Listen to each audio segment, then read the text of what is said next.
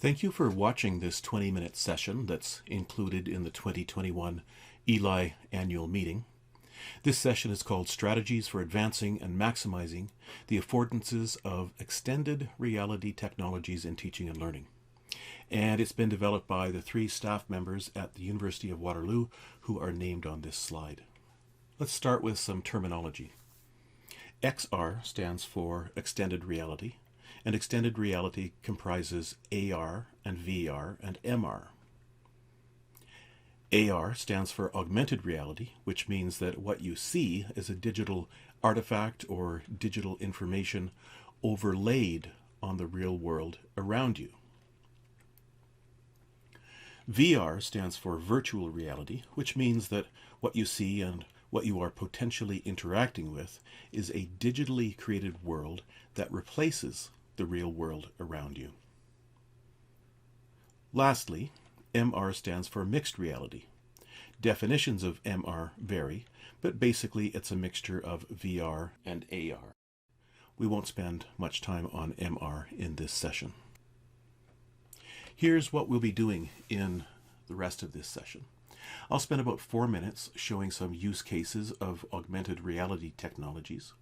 Then I'll spend about 6 minutes doing the same with virtual reality technologies. Then I'll spend a couple of minutes talking about the affordances of extended reality, a couple minutes noting some challenges that can get in the way of implementing extended reality technologies. And finally, I'll suggest some strategies for supporting the use and expansion of XR technologies on campus. As I said, we're going to start with augmented reality. Most augmented reality is viewed on a handheld device, like a smartphone, or, as in this case, on a GPS screen. This makes augmented reality a more accessible form of technology than virtual reality. After all, almost everyone has a smartphone, but not many people, at least not yet, have a $500 or $1,500 headset that's needed for fully immersive virtual reality. Now you might ask, why is GPS a form of augmented reality? Well, it's because you're viewing information and data that's layered onto the physical space that you're driving through. Here's another example of augmented reality, namely apps that let you hold your smartphone or tablet up to the night sky and view the actual sky with data overlaid on it. Data such as the names of constellations and stars, their magnitude, their distance, and so on. Augmented reality apps like this are also used in museums and labs. A user holds up the tablet and text or audio provides information about what's being viewed. This next kind of AR technology you might already be familiar with. It lets you position virtual objects in a physical space so that you can see and assess the result. In this case, it's a piece of furniture, but similar apps can also be used to position virtual equipment, construction components, and more. Here's a brief clip of such an app in action. Scan, browse, select, move, and place. Now let's look at a couple of more sophisticated use cases of augmented reality. This AR app is called Viewphoria, and it's used on a smartphone. It facilitates training or troubleshooting of equipment between 2 people. Have a look. For us to connect for support or training. First, employees can share a live view of their workspace with an expert or coworker. The waste valve here. Now that that's closed, you can turn on your surface wash valve, which is here. Okay, got it. Both people can draw on the world and work together as if they are together. And thanks to Viewphoria augmented reality technology, your annotations stick exactly where they're drawn, even when you move around as you work. In fact, you can pause the live view to draw easy-to-follow, multi-step instructions. Now, this next augmented reality technology is cutting edge. It was used for the first time by neurosurgeons from Johns Hopkins University on June 8, 2020. The surgeon's headset projects real-time images of the patient's internal anatomy, such as bones and tissue, based on CT scans. It's like giving the surgeon X-ray vision. With HoloLens, we can create a completely different experience. a working domain which is really tailored around the needs of the physician. We can now get these screens to come in just by voice recognition, by eye tracking. This is all about... From augmented reality, let's now turn to use cases of virtual reality technologies. An important fact to note is that virtual reality can be either fully immersive, which means that you experience it and interact with the virtual world through a headset, or it can be non-immersive, which means that you watch it and interact with it on a computer screen and by using your mouse. Fully immersive VR can also involve hand trackers so that the movement of your hands is replicated in the virtual world. In this next clip, you'll see the gestures of the young man in the lower corner of the screen determine what his virtual avatar does. This use case, of course, pertains to online gaming. Also, the clip has no audio, or rather, it did have audio, but I took it out because it was mostly gunshots and cursing. The young fellow in the lower left corner of the screen, as you can see, is totally immersed in this virtual world.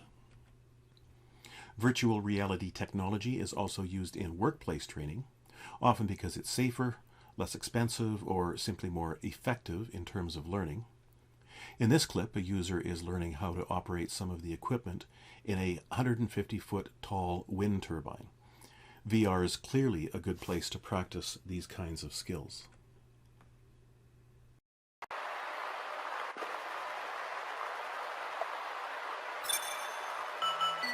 Adjust the direction of the rotor brake.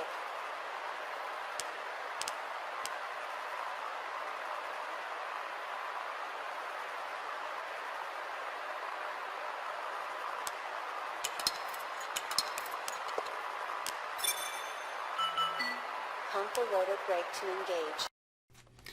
This next VR use case I found personally very powerful. We all know the story of Anne Frank and her family hiding from the Nazis during the Second World War, but it wasn't until I recently explored the Anne Frank house in Amsterdam, not in real life but through a VR headset, that I really got a sense of what her life in hiding must have been like. Now you'll see that in this VR experience, elements in the VR world can be touched in order to provide more information. A steep set of stairs. To the left, a little hallway and a room, which is to be the Frank family's living room and bedroom. And in fact, further into the house, there's a vintage radio that you can turn on to hear the news from 1943. Of course, we are never allowed to look out the window or go outside. It's quite During small. the day, we always have to walk quietly and speak softly. The people in the warehouse mustn't hear us. Another use case for virtual reality: virtual conferences. You can attend such conferences with full immersion by wearing a VR headset, or in a less immersive manner by using your PC screen. Here's an example. Hello, hello, hello. It's nice to see everybody. Thank you for journeying this way to this side of VR. I'm very excited to meet all of you that I haven't met before. Yay, I'm in the floor. Party trick. So I'll take away your voices just for a moment. It's not Ursula-ish too much. But... I find this next VR use case to be really astonishing, because not only are the users present in a shared virtual space, like with the virtual conference, but they're also manipulating a giant virtual molecule, something they obviously couldn't do in the real world. Have a look. Well, that's all encoded by RNA or DNA. So right here, we have the typical like double helix that we would all see, in front of us. But what's actually going on is we have molecules, real chemicals going on. So we could look at that here. Virtual reality also has application to the social sciences and humanities. In this next use case, it's being used for what's called empathy training. That is, to give a user a seemingly real-life experience that's intended to enhance their emotional understanding of a situation. The audio in this next clip, by the way, is authentic. It was recorded during a mishap in a lineup at a food bank in Los Angeles. The virtual reality scenario was then built around that audio. And toward the end of this clip, you'll see a split screen with the VR user kneeling down to get a better view of the person in need. Please don't push. Okay, we're slowing down a little bit. There's too many people. There are too many people. Or somebody that's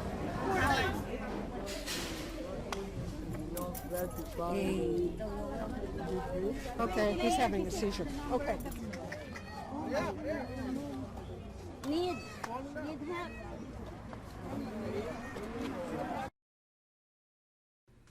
Lastly, here's a VR use case from the health sciences. The image here was taken during a reminiscence therapy session. The elders don a headset to see and interact with a virtual scenario that replicates something from their past. And similar VR apps have also been used to treat depression, anxiety, phobias, and more. I'm now going to give you a few examples of what's called VR photography. With VR photography, you're not viewing a virtual world, but rather you're experiencing an immersion in an actual remote location. So this use case of VR photography is a network of 360 photospheres that the user can, to some extent, walk through and explore. So this is me rotating the perspective. It is 360.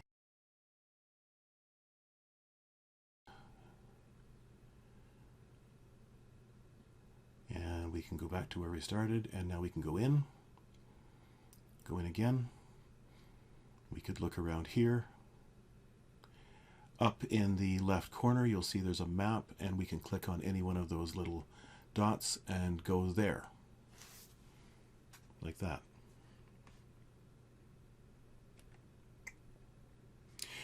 Lastly, this is an example of 360 video sphere. In other words, it's not a series of static photos, but actual video.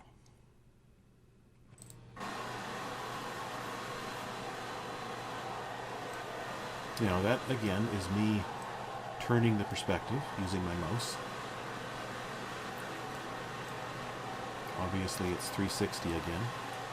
And if I want, I can zoom in on anything, or maybe on some of this equipment, for example, like that. And zoom out again. And you can see the other jets above. Now, drawing on the foregoing use cases, let's identify some of the affordances that XR technologies can provide for teaching and learning. We'll start with augmented reality. For one thing, AR facilitates just-in-time learning. For example, you have your phone with you at the museum, or on a field trip, or in the lab, and you pull it out to engage in an augmented reality learning experience that's been set up for you. AR also fosters increased engagement. After all, it's more interesting to look at something in the real world and read information or listen to narration that's overlaid on it than to look at the same thing in a textbook. And it's nice too that the hardware for augmented reality is easily accessible. You only need a smartphone. Now let's consider the affordances of virtual reality for learning. Studies have shown that students are more engaged by VR learning activities. This is probably because a VR learning experience feels like experiential learning. Additionally, VR learning is probably more engaging because of presence.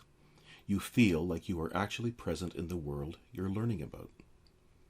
VR also fosters co-presence, which means that you can be interacting with others in the virtual world.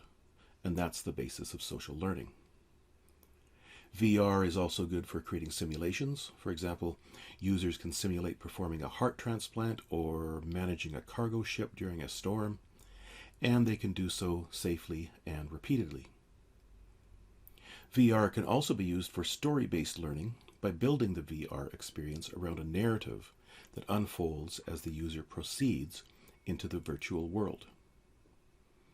VR can also replicate field trips that students with physical limitations are unable to undertake, and VR experiences can be less expensive than their real-life counterparts, such as exploring the Great Wall of China. Lastly, VR lets you experience things that are not at human scale, like molecules or mountains. And it also lets you experience things that are remote in time, like dinosaurs, or remote in space, such as the rings of Saturn. Now let's look at some of the challenges facing XR adoption at universities. Start with some hardware challenges. One is just the cost of the hardware. The cost of a quality headset for full immersion VR experiences could range from $500 to $4,000. Also, it can feel kind of awkward to wear the bulky headset, especially if it's the kind that's tethered to a PC. And some people can experience cyber sickness, which makes them feel nauseated. There's also institutional challenges facing the adoption of XR technologies. One is the slow rate of XR adoption by the public. Unlike some new technologies like smartphones that very rapidly became must-have items among the general population, XR technologies have had a somewhat hesitant uptake. Another challenge is that there isn't yet an abundance of XR learning experiences. For example, you can probably find a VR app that lets you explore the Colosseum in Rome, but not for less well-known archaeological sites. Related to this is a lack of effective curation. It can be difficult to find a specific XR app, even if it does exist, because there's not yet a widely accepted system for identifying and tracking them. Lack of interest and awareness among faculty, students, and administrators is another challenge. This in turn leads to a lack of buy-in from administrators who might be reluctant to fund what they see as a new and unproven technology. Another challenge is that most universities don't yet have staff members with technical expertise in XR content creation. And likewise, most universities don't yet have instructional designers with expertise in developing pedagogically effective XR experiences. Workflow bottlenecks can also be a problem. Creating an XR learning experience is a long process with many steps requiring input from many different individuals. And if a bottleneck occurs at any one of those stages, it can slow everything down, including for other XR projects. A further challenge is that instructors might consider a VR app they've created as their own intellectual property, so they might be unwilling to share it. And lastly, ethical concerns can also arise with some VR projects. For example, recall the empathy training use case from earlier in this session. Since the audio was recorded on the street, does the XR developer need to get permission from the people whose voices are heard? Does it require a trigger warning? I'll close this session by suggesting some strategies that can help with the adoption of VR technologies on campus. First of all, involve faculty members. Without their enthusiastic participation, any large-scale XR initiative will inevitably stall. Also get librarians and instructional designers involved. Librarians can be crucial for curating existing XR apps and for identifying gaps where new XR apps are needed. You can also create a cross-campus XR community of practice so that instructors interested in XR know about one another's XR work. Their mutual interest can create synergies and can also ensure they don't needlessly reinvent the wheel. You might also consider collaborating across institutions. You can join or create a consortium of XR representatives from like-minded universities to share updates on progress and initiatives. You can also set up an XR makerspace where instructors can try things out and experiment with XR. You should also help faculty members formally assess the impact of their XR initiatives on student learning. Evidence of the learning benefits of XR can help persuade administrators to support it. And lastly, encourage program chairs to recognize the creation of XR apps as scholarly output. Instructors will be more inclined to spend time on XR initiatives if it contributes to their performance evaluation. Well, that brings me to the end of this session. I hope you found it useful. Before signing off, however, I'm going to suggest that you try an easy and fun augmented reality activity. All you need is a smartphone. Just follow the instructions on this slide and you'll be able to place a moving duck on any surface in your home or office. Who, after all, doesn't want a duck in their house?